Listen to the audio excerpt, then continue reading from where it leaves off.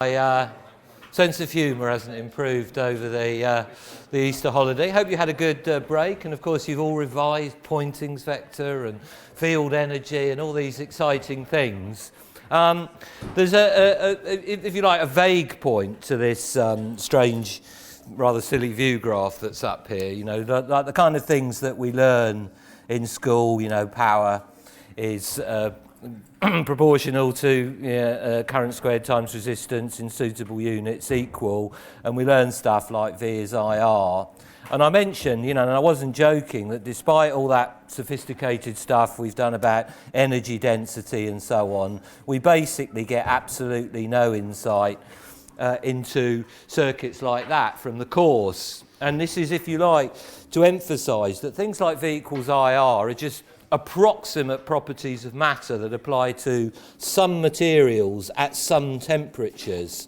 And this is actually a preview of, this is the first page of lecture 29 on dielectrics, but I'm just putting it up now to emphasise that we're doing a completely different kind of physics this term when we look at electrical and magnetic properties of materials. You know, this is a completely different. Everything that we've done so far, if you like, last term was in a vacuum, and the old sort of joke about physics, we can only solve for spherical particles in a vacuum. That, of course, when you go inside real materials, you get an enormous variety of possible behaviours. So again, I'm sure you're aware, again, from quite, although we've not covered it in this course, from quite sort of elementary considerations, that the resistance of a material increases in proportion to the length of the conductor and is inversely proportional to the cross-sectional area. So the thing which defines the property of the material itself is the resistivity in ohm meters, which is usually given by the symbol ρ. So if you look at the resistivity for some just ordinary common materials, you can see that for metals, and copper is obviously a very important example because it is what we make most of our wires out of. You have a resistivity of the order of 10 to the minus 8 ohm meters. Even within the metals, there's a huge variation of property. Like manganese, you can see, is 2 orders of magnitude lower. Then you come with many orders of magnitude. If you like, we're going already 8 orders of magnitude here from the conductors to the semiconductors. And semiconductors obviously incredibly important in solar cells and so on. And incredibly important in computing. Silicon is a massively important material.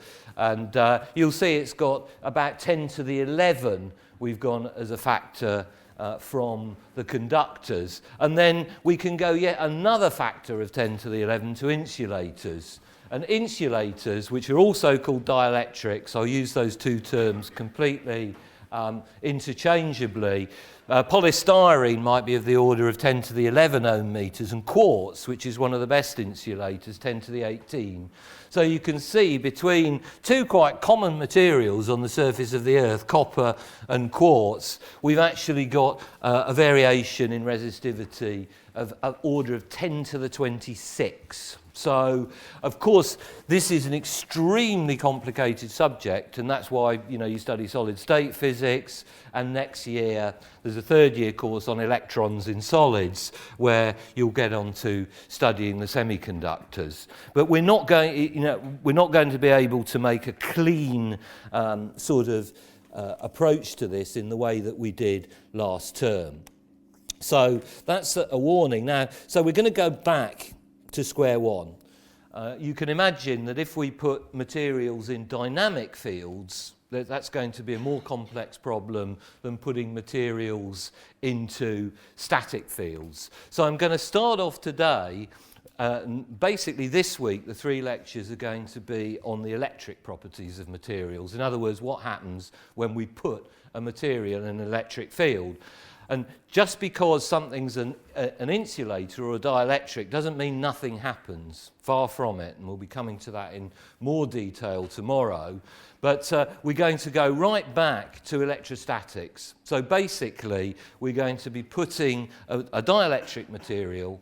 We're not going to consider metals. We're not going to consider semiconductors. This is not an exhaustive course. That, as I say, is part of your study of solid-state physics. We're just going to put a static electric field across a material.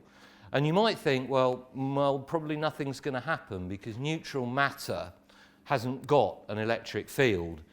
But surprisingly enough, it does. And that's the topic of today's lecture. But we're going to go back, first of all, all through this week, we're just going to be studying electrostatics, but electrostatics with materials in the field. So that's the idea, is we're going to go, in a sense, back to square one. So just a very brief revision of the first sort of couple of view graphs of the course. Right back at the beginning, we said that if we want to define the field at some point 1 due to charge elements at some point 2, we can obtain the electric field by performing this integration. So this is the electric field at point 1, and this is, if you've got a continuous charge distribution, of course we'd integrate over all volumes occupied by charge, dV2. If we've got a discrete charge distribution, we're going to have simply a sum by the principle of superposition of fields of the field produced by each point charge, which of course we've got a unit vector going from the point 1 to the charge at J, divided by the square of the distance and multiplied by the charge.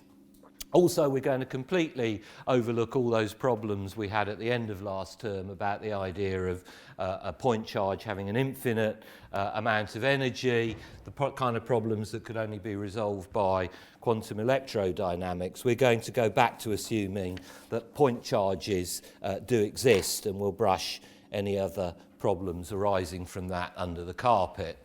So, also, we can calculate, I mean, this is the same figure, but now we can calculate in terms of the potential. And because the Maxwell equations are linear, the fields superpose, and because the electric field is obtained by integrating over the electric field, we get a principle of superposition of potentials as well. And it often turns out to be better to solve electrostatic problems by solving for the potential first, because it's a scalar function, and the integrals tend to be easier.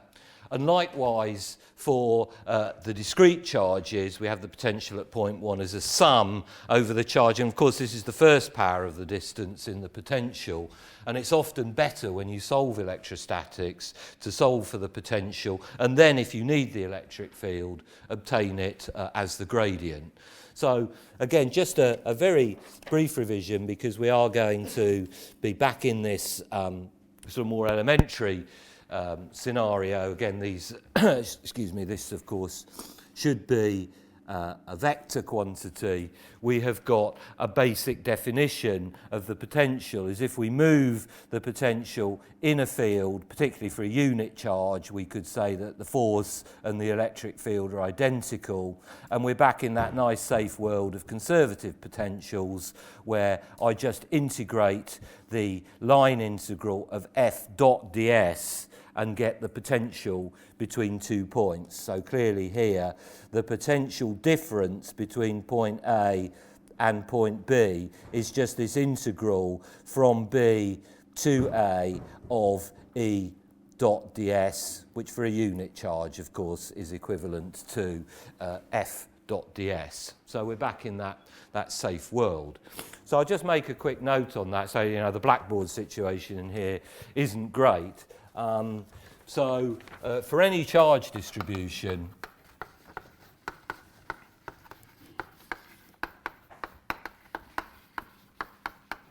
the relationship of the potential to the field, I mean, it might normally be written at some point P is equal to minus the integral, excuse me. It's negative gradient of the potential there. First deliberate error of the new term. For any charge distribution, this is equal to the negative of the integral from P0 to P of EDS. Let's make this equation 28.1, where P naught is a convenient reference point. And again, we usually, very brief sort of revision of electrostatics, because we haven't done much on electrostatics in the whole course. This is almost going back, if you like, to year one. We usually choose this point to be at infinity. By no means always. There are some situations where it's more convenient to choose a different reference point. But normally we consider this to be infinity, and we'd say, well, if two charges are separated by an infinite distance, there's no the potential goes to zero, and then we've got a nice physical interpretation of phi. It's the work done in bringing a charge up from infinity to this point P. So that is a very straightforward revision of electrostatics, and we are going to apply superposition of potentials. Is expressed as, and again, this is a straightforward idea that the potential at some point, let's say 1, makes it in agreement with the, the view graph that I put up here. I think that when we did a little bit of electrostatics at the beginning of the course, I used this formula, so I'll repeat it here, is the sum over J, that's of all charges.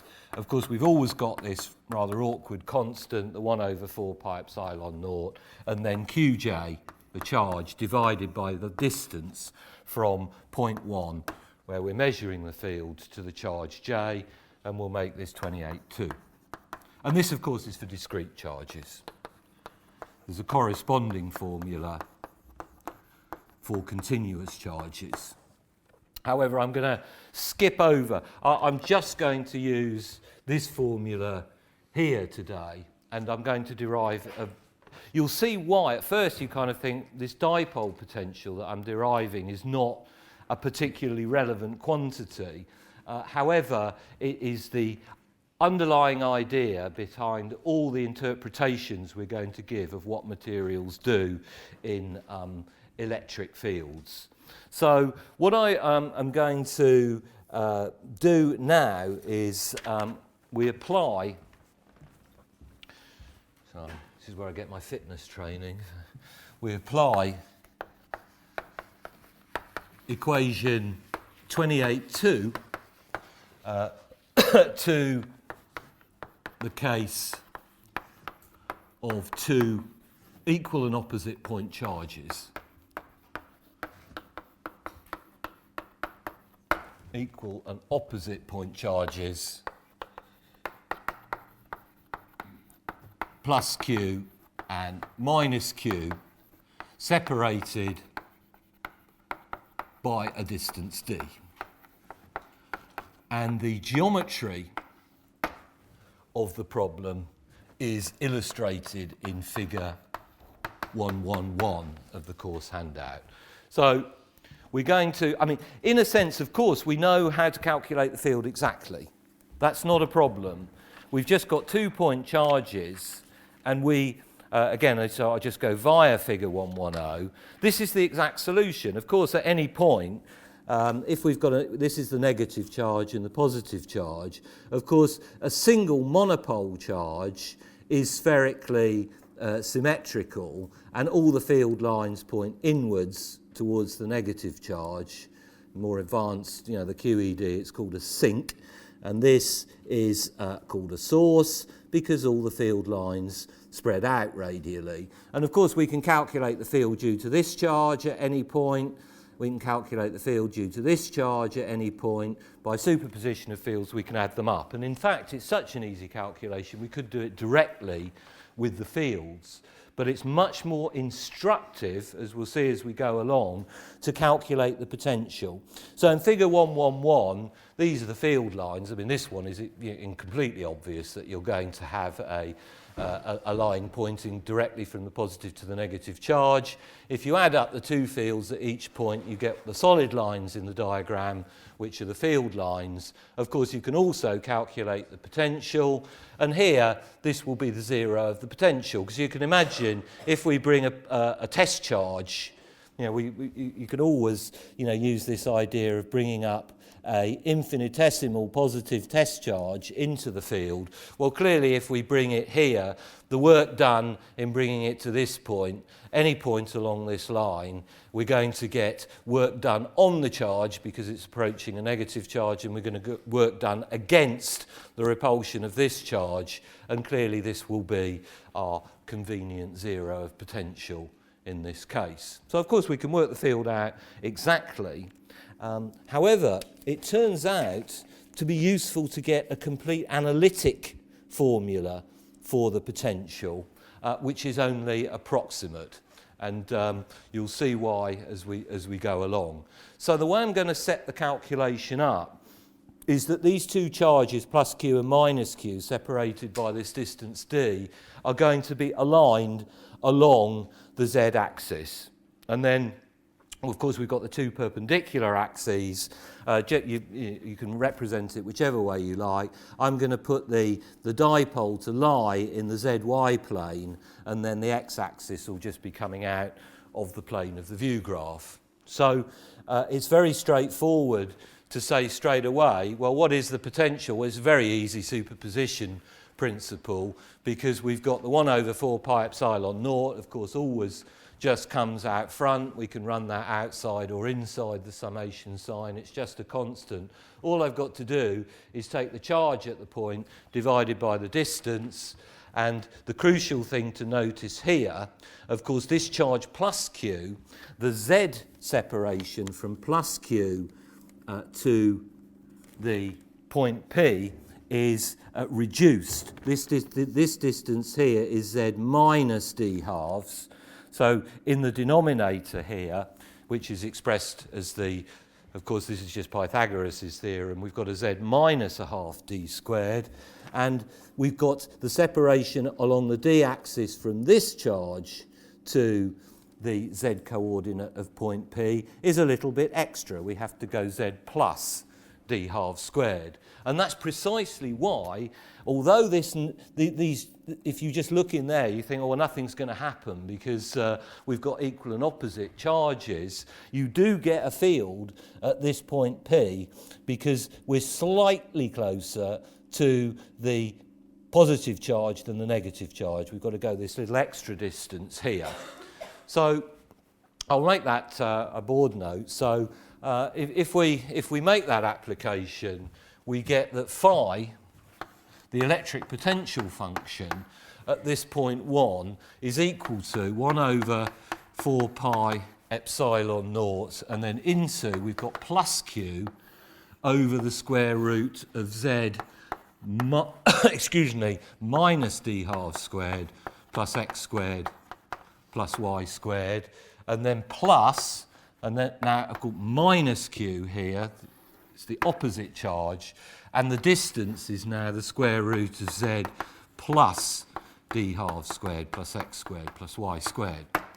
And it seems slightly odd, looks like I've skipped an equation, but there was a slightly irrelevant equation on continuous charge distributions in the VLE notes. So I'll keep the equation numbers the same as on the VLE notes. Don't worry that equation 28.3 seems to have disappeared. It's just something that I had on the VLE, and I think was a bit unnecessary, so we'll just leave it like that.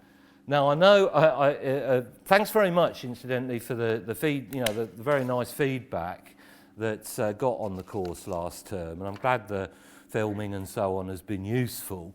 And one of the comments that I noticed when I was reading through was saying, well, V45 was hard going, and particularly when I used this style, because I've already used all the blackboard space.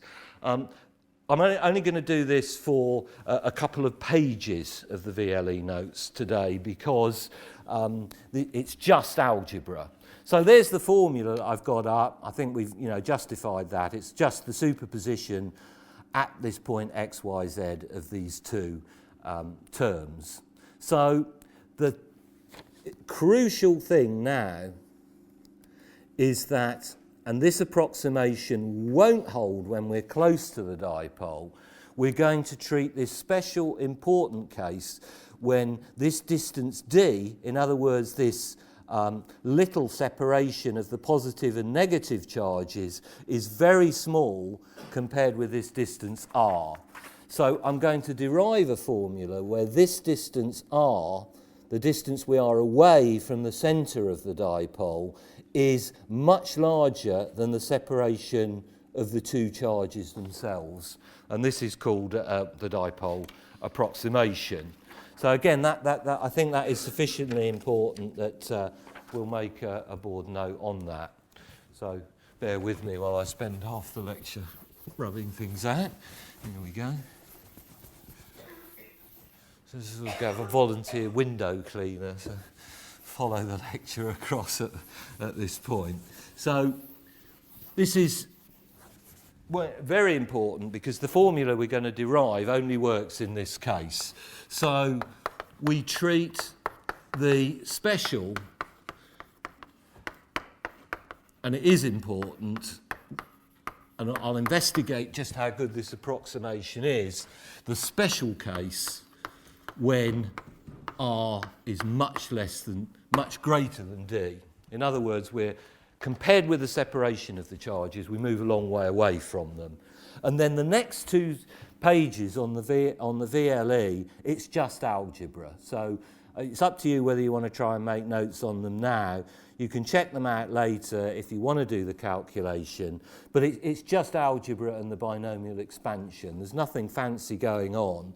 So again, if we keep terms to first order, because if I expand this out completely, z minus d halves squared, I would have a plus d squared over 4 here. But I'm considering the case where d is small, so I'm only going to keep terms in first order in d. And the rest is just algebraic manipulations. Obviously, we've got the 3D Pythagoras theorem, and so I can now re-express this denominator here as r squared minus zd, and I can take the r squared out and have it as 1 minus zd over r squared. So that's just pure algebra. And then likewise I do precisely the same thing for this term here, which is gives me a similar expression. So let me just follow through for this term. I've got now this term, I mean, it's written up on the left-hand board there. It's just this equation 28.4 here. Clearly, I've got the square root of here r squared into this 1 minus zd over r squared, and so I can take out the 1 over r into 1 minus zd over r squared to the minus half. So now, again, in the end, all I'm doing is basically I've thrown away a second-order small term at this stage. I'm now going to make a binomial expansion of this 1 minus zd over r squared to the minus a half and throw away all the higher order terms. And again, to save, like trying to bash this down on the board, this is the other one that I'm going to, so apologies to the one or two students who said this was quite hard to follow when I use this style, but otherwise, spend all day just doing board rubbing. This term here just becomes 1 over r.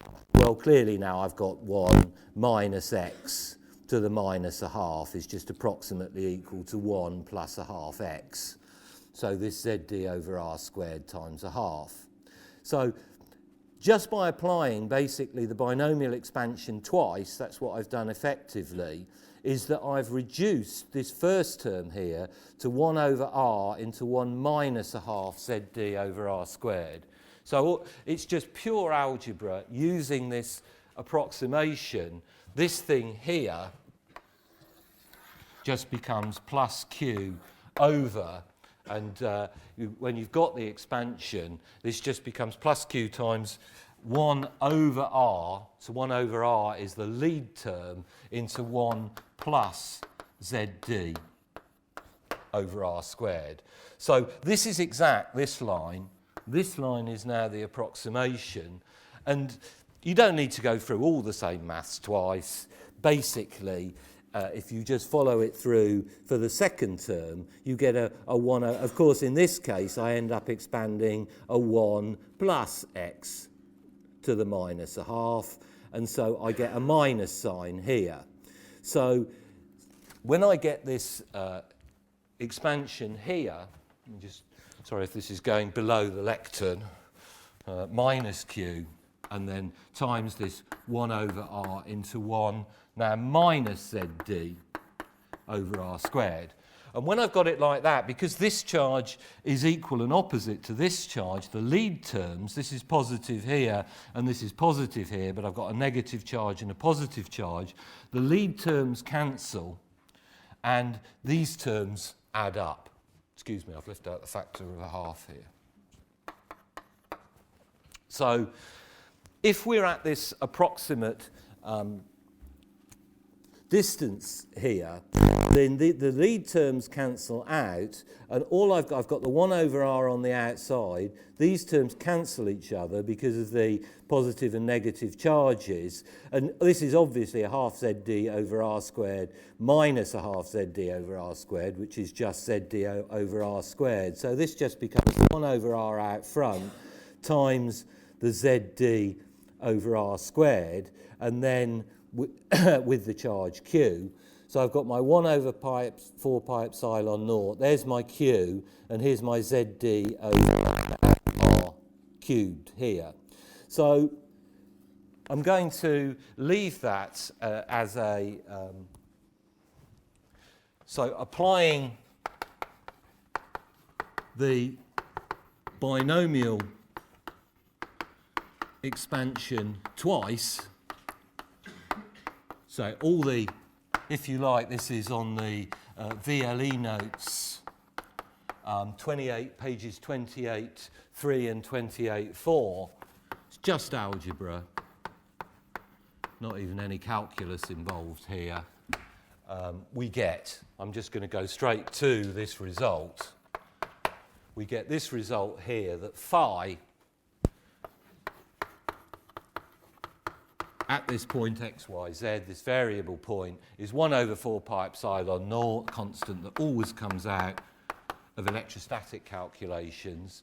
And you'll see I've regrouped the terms here. So I've put the q with the d because these are both constants. This is a constant charge and this is a constant separation of the positives and negative charges. Z over r cubed is obviously the variable part. So this becomes qd times z over r cubed, and I've made that equation 28.5. Now, in all of these calculations, you come out with this qd. It comes out, and it's called the dipole moment of the dipole. And obviously, the greater the separation and the greater of the charge, the greater the dipole moment. So the product qd is defined as the dipole moment P.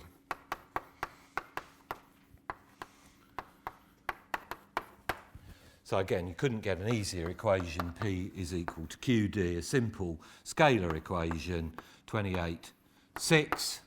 Then clearly, it's my very obvious substitution, phi, I'll just abbreviate it now to phi, is equal to 1 over 4 pi epsilon naught times p, they're all the constants, times z over r cubed. So that's the basis of it. So now, it's again, you have to be a bit careful when you've got this z over r cubed. And the normal way that people deal with this, is to bring out the functional dependence of this potential on the distance, is that rather than write it in that way, I mean, clearly here, let me try and find, I say clearly, I've scribbled over it so much, there's not much is clear, but let me just draw in this triangle. Well, the hypotenuse is r, and the adjacent here is z, if this is the angle theta. So the normal thing is to define theta as the angle which the radial vector r makes with the z-axis being the dipole axis. So it's clear just from that triangle that r is equal to z cos theta, or trivially cos theta is z over r.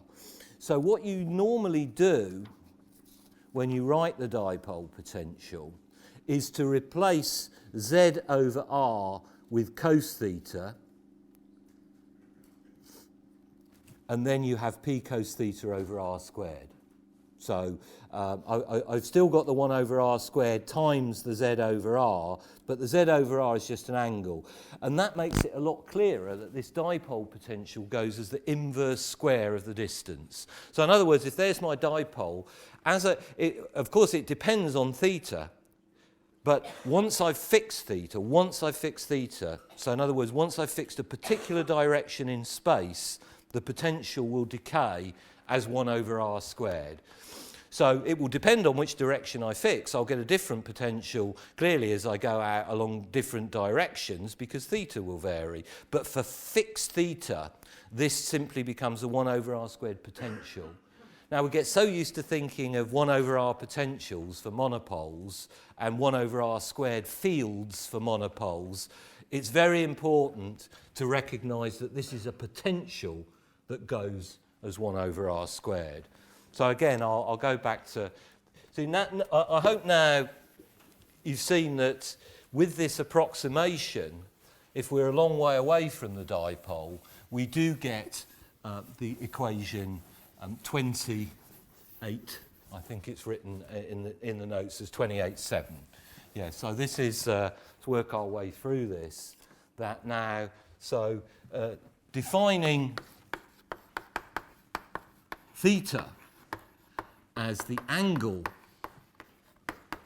between the z-axis, i.e. the dipole axis. Remember, we've chosen a particular coordinate system and we laid the two charges down along the z-axis. So the angle between the dipole axis and the vector connecting point 1, we called it, to the origin, we have our neta expression for the potential, which is that it is equal to 1 over 4 pi epsilon naught p cos theta over r squared, which is 28.7. And this is worth noting that for a fixed direction, we have to fix theta, but once we fix theta, we get a potential, an inverse square potential.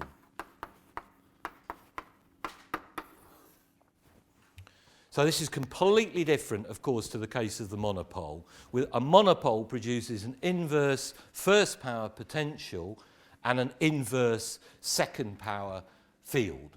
So this is also rewritten. You have to excuse me that there's quite a lot of kind of just, I would say, straight algebra today.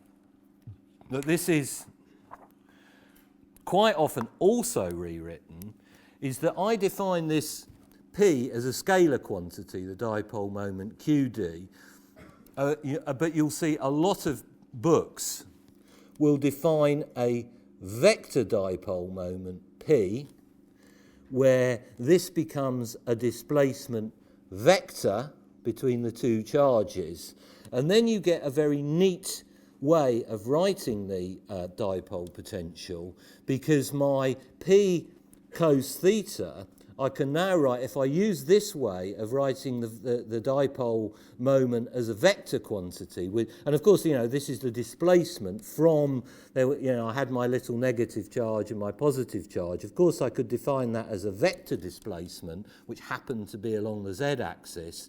But my P cos theta, I can now write as the scalar product of the unit vector connecting the origin to the point where I'm measuring the field.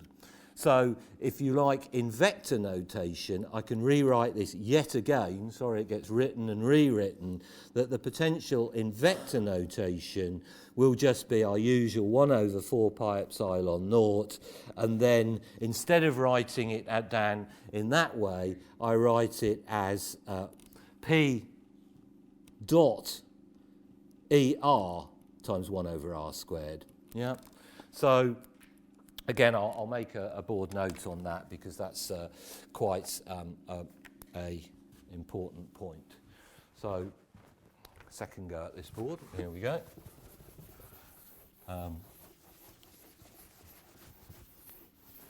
So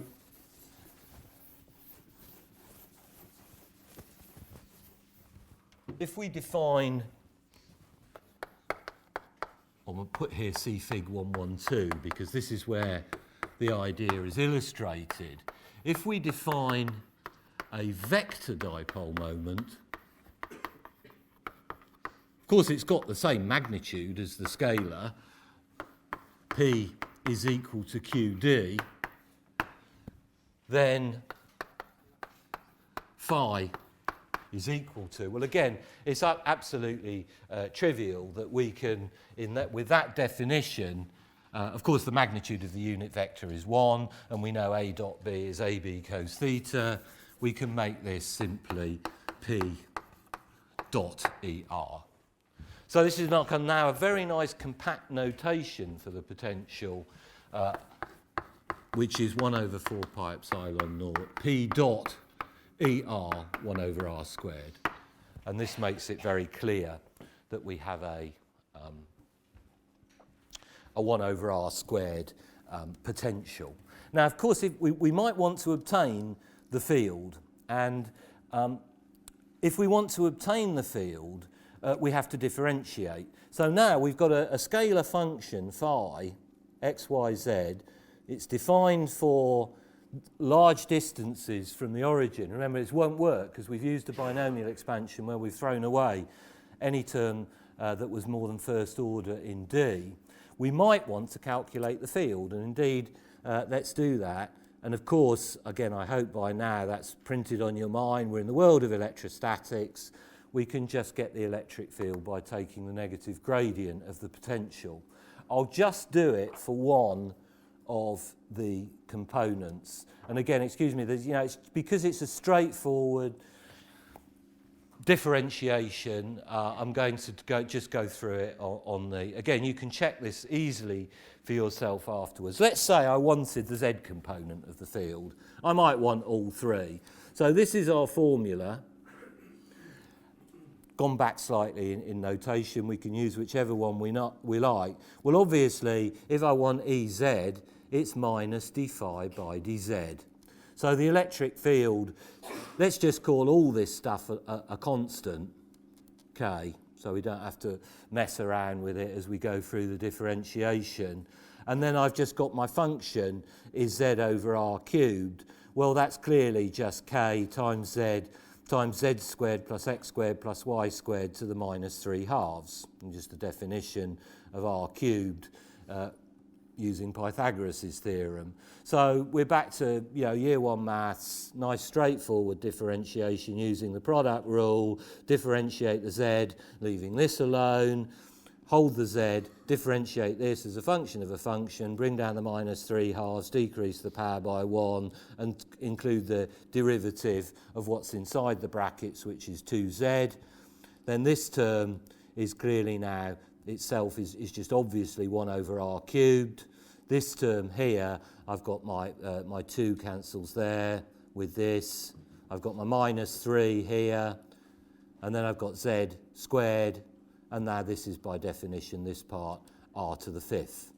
So normally one would again rewrite that precisely using Z is equal to R cos theta, yeah?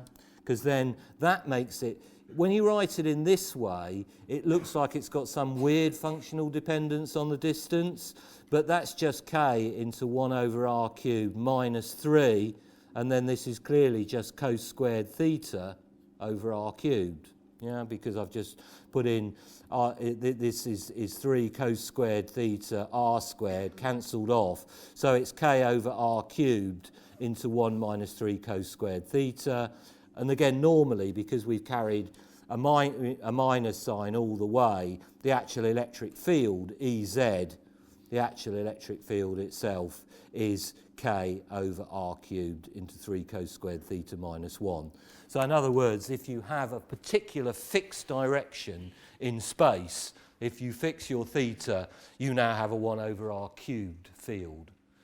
So if you've got two charges close together, equal and opposite, it's not that they don't produce any electric field. The monopole field cancels out because you're a long way away from two monopoles that are equal and opposite, but you get this so-called dipole field, which is a 1 over r squared potential and a 1 over r cubed electric field. And similarly, it's just the same. You know, I'm not going to go through it. I did it explicitly for the Z component. They're just straightforward product rule differentiations. By differentiating this function with respect to x, you get the x component of the field. By differentiating with respect to y, you get the Z component of the field. So again, I will. So now, if we require the electric field, we perform E is minus del phi. In other words, we have to perform 3 partial differentiations giving Ez is equal to, make sure I get this right, excuse me, from my notes here, is equal to P, the dipole moment, over 4 pi epsilon naught times 3 cos squared theta minus 1 over r cubed. And that in again, I'm going to keep the equations to match the VLE notes. I think I made this 28 9. And this 2810. There are 1 or 2 equations missing so that they match the VLE notes. In other words, the field, the E field, goes as the inverse cube of the distance.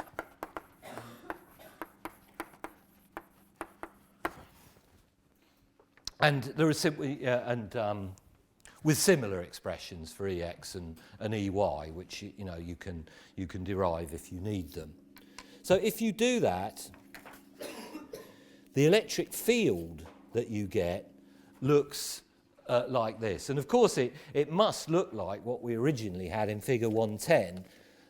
If you remember, we could calculate absolutely outright the electric field of a dipole at any distance by explicitly applying superposition of fields.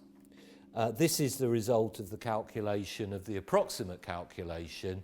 Again, the dipole axis in figure 13 points, the dipole is pointing along this axis. Theta is defined as the angle between the point where we're measuring the field, and this will be the Z component of the field. Remember, we chose this as the Z axis. This could be any of the perpendicular components, and you can see that the field lines look like a p orbital. Now, this is not at all a coincidence. A monopole, you've got a spherically symmetric electric field, and that looks like an s orbital. You have a dipole, which is not of course, now that we've totally lost spherical symmetry, this field is not spherically symmetric, looks like a p orbital.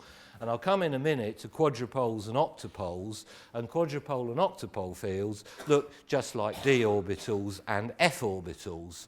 So, you can think through why that's the case, but it's not an accident that this looks like a p orbital. And often you'll see p orbitals represented with the kind of phase of plus and minus in this way, and you can see the electric field is circulating in opposite senses. And of course, again, it's obvious when you think about, we originally laid our dipole out like this. If I put a little test charge in this field, it's going to be attracted along this line. So the electric field lines are clearly going to point in this direction. So that's, let's just put a little note that and see figure 113. Now, the kind of crucial aspect here is you might think, well, you know, Martin started off talking about, you know, electrical properties of matter, and now we're just talking about 2-point charges. You know, what's going on here? What's the point of this? The point is that any piece of neutral matter produces a dipole field. It's not an obvious result, but it's true. So let's have a look at that. And the figure 114 shows what happens if we want to calculate the field out here at some point P due to a whole load of charges. So we're assuming now, you know, what we've done before is that we've said, I'm going to calculate the electric field at some point P just due to a single positive and a single negative charge. It's a generalization of the calculation to now say, well, I can have a load of positives and negatives, there they are, all lurking around in some blob of matter, positives and negatives, positives and negatives. Oh, I've got a lurker there. They should have cancelled out. The whole thing is as a net object of zero charge. However, if you apply precisely the same logic as we've applied to the single two charges, of course you have to sum now over several charges, and what these symbols mean here, normally you just choose some origin anywhere in the bunch of charges. It turns out it hardly matters where you choose this particular point. So long as you get the origin somewhere vaguely in the middle of this blob of charge, instead of having a simple P dot ER due to two charges, and again writing my P, I could write my P as QD, I now have got lots of little dipoles, if you like. I've got lots of little separations, and I still get an R squared term. Now this is, when you do this, again I apologise for this style, but this is done in the lecture, again the VLE notes, and if I write it all on the boards here we'll get stuck all morning, and we've only got about 5 to 10 minutes to go. You let each charge Qi be located at some displacement, vector displacement di, from an origin, and it can be chosen anywhere really in the middle of the charges. So again, if the point P is large, in other words this R, the distance, this is why the approximation works, if this R, the distance to this point P from the centre of the charges, is large compared with the magnitudes of any of these, in other words we've got a blob of matter with some small displacements of charge, and we stand a large distance r away from it, then this little ri, the actual distance to this particular charge, the distance from the point P to this particular one in the distribution, will differ from r. It's like, if you like, this is like the small angle approximation, by an excellent approximation to the projection of this displacement onto this distance here. In other words, we're sort of saying this is a small angle approximation in here. And then basically what it comes down to, if you're very sharp at maths, you'll see that this is actually a 3D Taylor series expansion. Now, when we do this approximation that all of these little di, the displacements of the charges within the bunch, are small compared with the distance outside the bunch where we're measuring the field, we get a approximation which, and this is entirely in keeping with what we did, except now it's a summation in 3D rather than a simple two charge approximation. If you put that into the superposition principle, you get precisely this formula here. And now, Q, in this formula, the dot, dot, dot represent, if you like, the higher order terms in the Taylor series expansion of the potential. Now, Q is just the sum over the charges. So if the object is net neutral, Q is naught. Now clearly, if there were more positives than negatives in the bunch, this would be non-zero, and because this is a 1 over r potential, it will dominate at large distances, this one. So if the object's charged, its potential is dominated by the monopole potential. However, if it's net neutral, then a net charge can exist in the bulk of a dielectric, but for a neutral object, this first term in this equation, 0, and the second term goes as 1 over r squared, just like for a pure dipole. You then make the definition, and this definition you can see is very similar, unfortunately it's gone away now, to the definition that I had for the simple dipole. I just took P as QD. What I now do again, it's just to make it all look neater, is that I define this as a property of the charge distribution. And so then, oops, excuse me, that was the second term in equation 4 becomes this one. And you can see, if I am prepared to redefine the dipole moment of a bunch of charges in this very obvious extension of the way I've defined it for 2, then I actually get precisely a dipole potential. Yeah. So it's quite exactly, this we derive for just a pure dipole, but if you've got a whole bunch of charges and you go through the mathematics, you end up with precisely a dipole potential. So any bunch of, and it's a really useful result for us, is that any piece of neutral matter produces a dipole field if you're outside it. So again, I'm not going to make, we've only got a couple of minutes, detailed notes on that. The proper derivation is on the VLE. So the important thing is not the derivation. I mean, it is basically a Taylor series expansion of the potential is all that you're doing in effect. Is that see figure 114 and any group of charges produces a dipole potential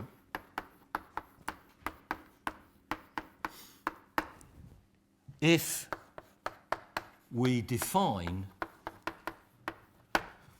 that P is equal to the sum over I of Qi di for the charge, for the dipole moment of the object. So it's at first it's not obvious, but actually when you think about it, probably one of the first experiments you ever do in sort of school electrostatics is just to, you kind of like charge a comb up or something, maybe use a Van de Graaff generator if your school can afford one of those, otherwise you kind of rub a comb and then it picks up pieces of paper. Oh, well, why is that? The bits of paper, the comb's charged. That's got a net positive charge. You've rubbed some charge off. You've got, say, a positively charged cone. Well, why does it pick up the bits of paper? Well, because you think, well, the bits of paper aren't charged. But the bits of paper are producing a dipole field, which then senses the monopole field of the cone and is attracted into the field. Now, the reason, just to draw your attention right at the end there to the meaning of the dots here. Of course, this is a series expansion, and we've looked at the monopole term. That's 0 for an uncharged object. Now, it so happens that there are objects, for example, and I'm breathing it out all the time at the moment, there is the carbon dioxide molecule, very famous for its role in global warming, and oxygen is more electronegative than carbon. And so this molecule, it's a linear molecule, but it is not, and of course it's net neutral. Carbon dioxide molecule is not charged, but it's got this sort of charge distribution where these are equal and opposite, and this has got twice the corresponding positive charge. And for that, it turns out that this term also disappears. You can, we don't have to do the maths. You can imagine qualitatively.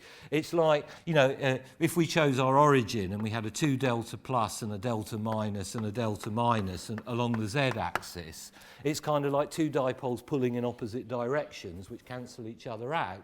And then it's net no charge. That term also disappears, but there is what's called a quadrupole term, where the potential goes as 1 as r cubed and the field goes as 1 over r to the 4th.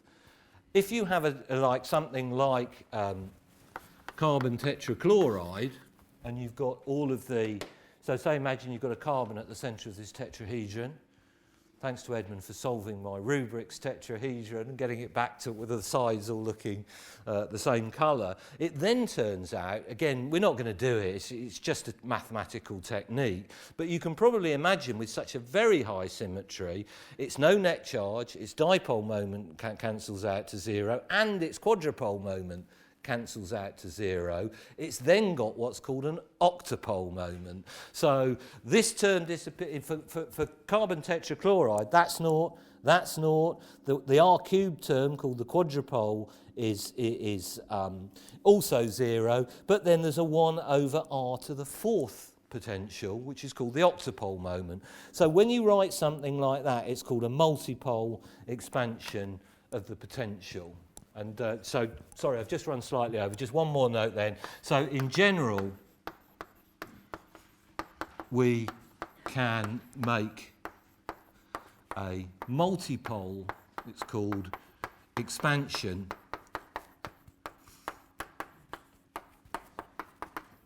of the potential. But it's only for very high symmetry molecules like carbon dioxide or carbon tetrachloride that the dipole moment disappears. For almost all neutral matter, the properties are dominated by the dipole moment, as will be revealed tomorrow. Remember, tomorrow I think we've got an afternoon lecture. Is that right? 4 in the afternoon? Yeah. Okay, see you then.